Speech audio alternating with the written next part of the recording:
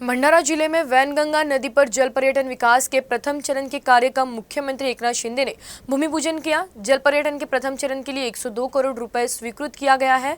खास बात यह है कि भूमि पूजन के बाद मुख्यमंत्री एकनाथ शिंदे ने नदी में बोटिंग की।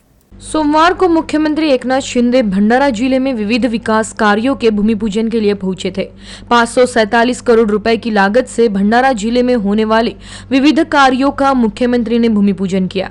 इस दौरान मुख्यमंत्री शिंदे ने वैनगंगा नदी पर भंडारा से घोसीखुर्द तक जल पर्यटन के पहले चरण का कार्यों का भूमि पूजन किया। इस दौरान उन्होंने कहा कि इस भंडारा जिले में जल पर्यटन शुरू होने से यहाँ पर्यटन के साथ ही युवाओं के लिए रोजगार का भी अवसर मिलेगा। अधिकारी आले का?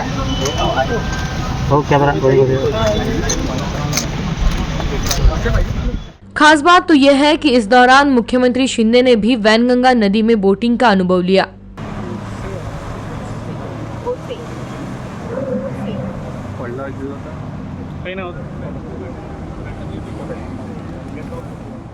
इसी कार्यक्रम में भंडारा के निर्दलीय विधायक नरेंद्र भोंडेकर ने मुख्यमंत्री एकनाथ शिंदे उपस्थिति में शिवसेना में प्रवेश किया। देश विदेशातून राज्यातून सगळीकडून पर्यटक इकडे येतील।